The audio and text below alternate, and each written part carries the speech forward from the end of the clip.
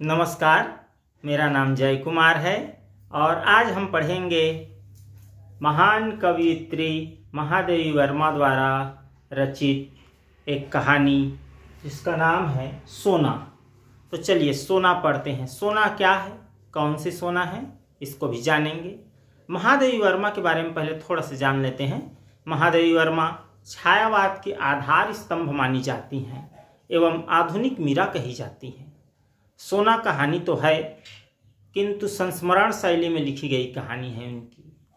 और महादेवी वर्मा जो है संस्कृत कॉलेज में प्राचार्या थी और वहाँ एक छात्रावास भी हुआ करता था, तो उनमें इनका अधिकांश समय बीतता था। महादेवी वर्मा के जीवन में पशु पक्षियों का बड़ा स्थान था। पशु पक्षियों से प्रेम, जीव जंतुओं का मेला लगा रहता था उनके घर आंगन में। कभी खरगोश पालती, कभी गिलहरी, कभी कुत्ता, बिल्ली, बकरी, तोता, हिरण आदि, और इसी तरह से बीतते रहता। पर उन्होंने हिरण ना पालने का एक बार प्रण ले लिया कि अब से हिरण नहीं पालूंगी। लेकिन इसी बीच लेखिका के परिचित के पौत्री सुस्मिता का पत्र आया और उस पत्र ने इस प्रण को तोड़ने के लिए विवश कर दिया। तो क्या था ऐसे पत्र में?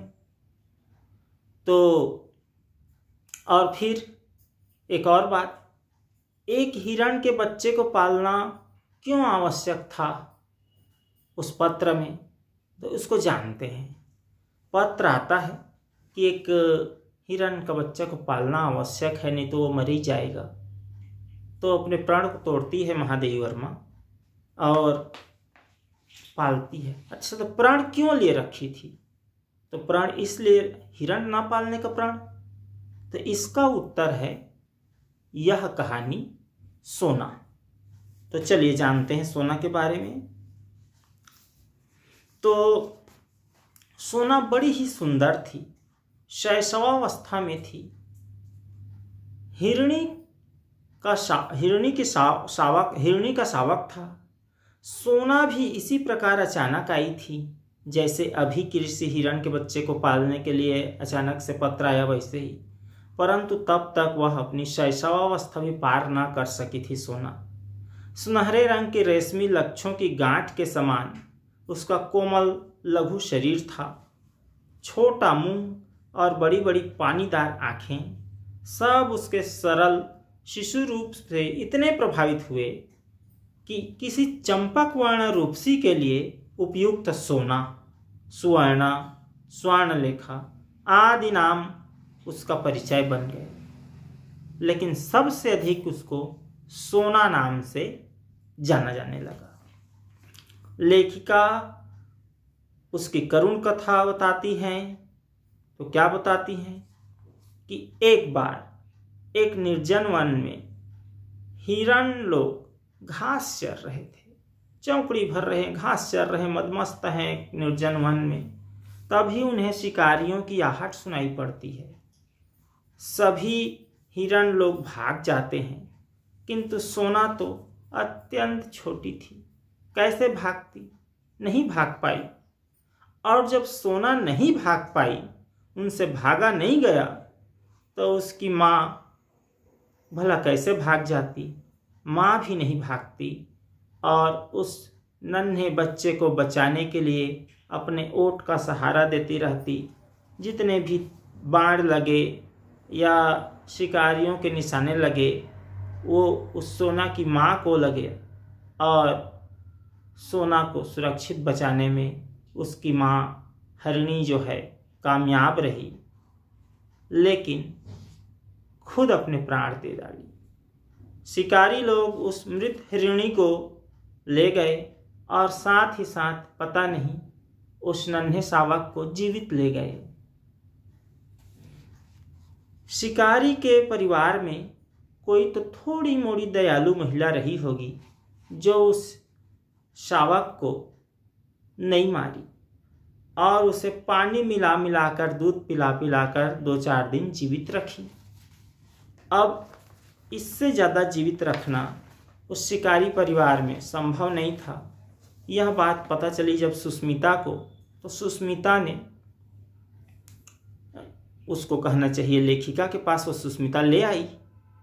हो सकता है सुष्मिता उसको थोड़े मोड़े पैसे में देकर खरीदी होगी, क्योंकि शिकारी लोग ऐसे ही तो नहीं दिए होंगे, लेकिन इसकी जान बच जाएगी करके सुष्मिता जो है महादेवी वर्मा जी के पास ले आई। और तब वह जो शावक था वो क्या था, एकदम बेहोशी की हालत में था और उसके बचने की संभावना लगभग नहीं थी। लेखिका उसको बचाने का प्रयत्न करती है, उसके लिए दूध पिलाने की शीशी, ग्लूकोज, बकरी का दूध आदि का प्रबंध करके उसे बचाने का प्रयास करने लगी। सुनहरे रंग के कारण सब उसे सोना कहने लगे। उसका मुख इतना छोटा था कि उसमें शीशी का निप्पल ही नहीं समाता था, उस पर उसे पीना भी नहीं आता था। फिर धीरे धीरे उसे पीना ही नहीं, दूध की शीशी को, बॉटल को पहचानना भी आ गया। और इस तरह धीरे धीरे कुछ ही दिन में वो बड़ी होने लगी सोना। और रात को सोना जो है लेखिका के पलंग के नीचे सट कर सोती थी। लेखिका उसे विद्यालय ले जाती या महाविद्यालय कहें, और पहले तो वह उन छात्राओं के लिए आश्चर्य का विषय बनी रही जो छात्रावास में रहती थी। फिर कुछ ही दिनों में ये जो सोना है सबकी साथीन बन गई, उनकी सहेली बन गई समझ ले। उनके बिना किसी का मन भी नहीं लगता था किसी छात्रा का। सोना दूध पीकर, भीगे चने खाकर पहले कंपाउंड में चौकड़ी भरती, फिर छात्रावास के हर कमरे का निरीक्षण करती, मानो यहाँ जाती वहाँ जाती, यहाँ जाती वहाँ जाती। इस तरह से छात्रावास में हलचल मची रहती, चारों तरफ उल्लास का माहौल रहता, मज़ेदार माहौल रहता। कोई उसके माथे पर बड़ा सा कुमकुम का टीका लगा देती, तो कोई लड़की जो है उसके गले में रिबन बांध देती, तो कोई पूजा के बतासे उसको खिला देती। छात्रावास का जागरण और जलपान अध्याय जैसे ही समाप्त होता, उसके बाद वह घास के मैदान में सोना जो है हरी हरी दूब को चरती और कभी उस पर लौटती, पेट भर जाता तो। जब वह लेटी होती तो छोटे छोटे जीव जंतु जैसे कुत्ता, बिल्ली, गिलहरी और छोटे छोटे जीव जंतु उसके शरीर पर चढ़ते और सोना अचानक से झटके से उठती और खूब दौड़ती। सब गिर उबर कर इधर उधर फेंका जाते, लेकिन उनको तो इसमें मज़ा आता।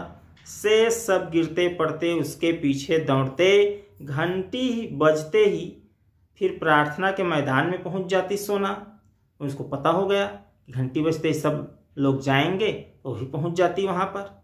उसके समाप्त होने पर छात्रावास के समान ही कक्षाओं के बाहर भीतर चक्कर लगाना आरंभ कर देती, इधर उधर आना जाना। उसे छोटे बच्चे अधिक प्रिय थे सोना को, क्योंकि उनके साथ खेलने का अधिक अवकाश रहता। बड़े बच्चे तो थोड़ा से करके चल देते, वे पंक्तिबद्ध होकर खड़े हो जाते जब छोटे छोटे बच्चे और पुकारते सोना सोना सोना सोना। तो पुकार सुन करके सोना जो है उनके ऊपर से छलांग लगाकर एक ओर से दूसरी ओर कूदती। इन लोग पंक्तिबद्ध इसलिए लाइन से इसलिए खड़े होते थे बच्चे लोग, ताकि उसके एक लाइन से छलांग लगाकर उस तरफ कूदती, उस तरफ से छलांग लगाकर इस तरफ कूदती। अब बच्चे लोगों को बड़ा मजा आता। लेखिका कहती हैं कि मेरे प्रति उनका स्नेह प्रदर्शन इस प्रकार थे। तो किस प्रकार? बाहर खड़े होने पर वह सामने या पीछे से छलांग लगाती और मेरे सिर के ऊपर से दूसरी ओर निकल जाती। देखने वालों को डर लगता कि कहीं उसके पैर से मेरे सिर में चोट ना आ जाए, लेकिन वो पैर को इतने सिकोड़ कर ऊपर से कूदती कि इसमें चोट लगने की दूर दूर तक कोई संभावना नहीं होती थी। ऐसा लेखिका बताती है। इस प्रकार देखें तो लेखिका कहती हैं कि पशु मनुष्य के निश्चल प्रेम को समझ जाते हैं। पशु ये नहीं देखते कि कौन ऊंची जाति का है, कौन नीची जाति का, कौन अमीर है, कौन गरीब है, किसके पास ज़्यादा साधन सुविधा है, किसके पास कम। वो तो हृदय से पहचानते हैं। और खैर इन बातों को यहाँ पर रहने देते हैं, आगे बढ़ते हैं। इस तरह 1 साल का समय करीब करीब बीत जाता है और वर्ष भर के समय बीतने के उपरांत सोना हरिण शावक से हरिणी में परिवर्तित हो जाती, हिरणी बन जाती है। उसके शरीर के पिताभ रोएं ताम्रवर्णी झलक देने लगते हैं तांबे की तरह। उनकी टांगें अधिक सुडौल हो गई और खुरों के कालेपन में चमक आ गई। ग्रीवा माने कंठ अधिक बंकिम और लचीली हो गई। पीठ में भराव वाला उतार चढ़ाव और स्निग्धता दिखाई देने लगी। परंतु सबसे अधिक विशेषता तो उसकी आँखों और दृष्टि में मिलती थी। आँखों के चारों ओर खींची कज्जल कोर माने मानो काजल की रेखाएं हों। युवतियाँ जैसे सजती संवरती हैं, बारीक रेखा खींचती हैं, वैसे उनकी प्राकृतिक कज्जल कोर काजल की रेखाएं के समान काली रेखाएं, और उन रेखाओं के बीच में नीले गोलक दृष्टि ऐसी लगती थी मानो नीलम के बल्बों में उजली विद्युत का स्फुरण हो।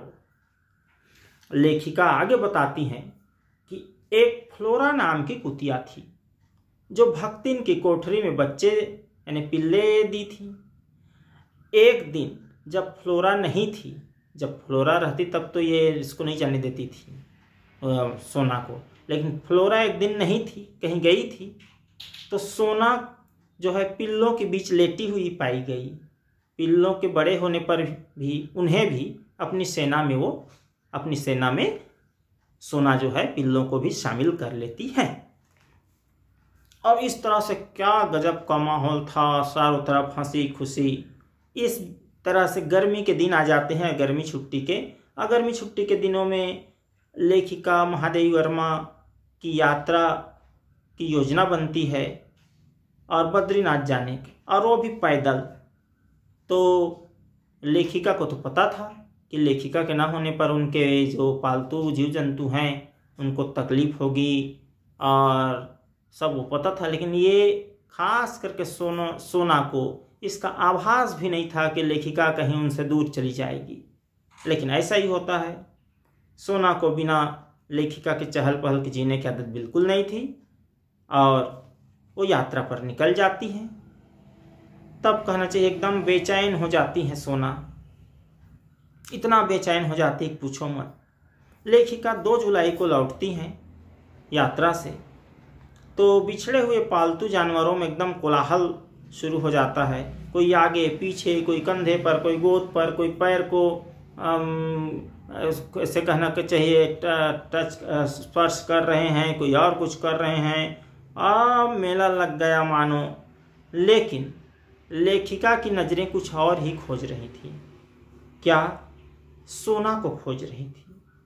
और जो भी कर्मचारी थे लेखिका के आते साथ कोई दुखद समाचार नहीं देना चाहते थे, इसलिए कोई कुछ नहीं कह रहे थे। लेकिन माली की भावुकता से लेखिका को इन सब का उत्तर मिल गया। और फिर कहना चाहिए पता चला, तो क्या पता चला कि लेखिका के जाने के बाद सोना बहुत बेचैन रहने लगी और कंपाउंड से इधर उधर निकल कर कहीं दौड़ने चली जाती। तो इतनी बड़ी हिरणी को पालने वाले तो बहुत कम थे, परंतु उसे खाद्य पदार्थ बनाने वाले, भोजन बनाने वाले, मार कर खाने वाले लोगों की संख्या आसपास में कम नहीं थी। कहीं चली जाती, पकड़कर मार डालते, खा देते। इस डर से, इस आशंका से माली ने उसे मैदान में एक लंबी रस्सी से बांधना शुरू कर दिया ताकि सोना इधर उधर कहीं ना चली जाए, किसी की शिकार न बन जाए। एक दिन न जाने पता नहीं किस स्तब्धता की स्थिति में वो सोना जो है बंधन की सीमा भूलकर बहुत लंबी ऊंचाई को उछलती है और रस्सी का ख्याल नहीं रख पाती। रस्सी के कारण मुंह के बल धरती पर आ गिरती है, और वही उसकी अंतिम उछाल थी, वही उसकी अंतिम सांस थी। और सब लोग जो कर्मचारी थे और लोग थे उस सुनहले रेशम की गठरी के शरीर को गंगा में प्रवाहित कराए, और इस प्रकार किसी निर्जन वन में जन्मी और लोगों के शोरगुल में, समूह में पली बढ़ी सोना की करुण कथा का यही अंत हुआ। और यह सुनकर लेखिका ने निश्चय किया कि वो अब से हिरण नहीं पालेंगी, पर संयोग से फिर हिरण को पालना ही पड़ रहा है। इस तरह से यह कहानी, यह करुण कथा पूरी होती है। आप सभी को बहुत बहुत धन्यवाद। और आपको वीडियो पसंद आया हो तो लाइक करें, शेयर करें, और अब तक चैनल को सब्सक्राइब यदि ना किए हों तो सब्सक्राइब करें। बहुत बहुत धन्यवाद।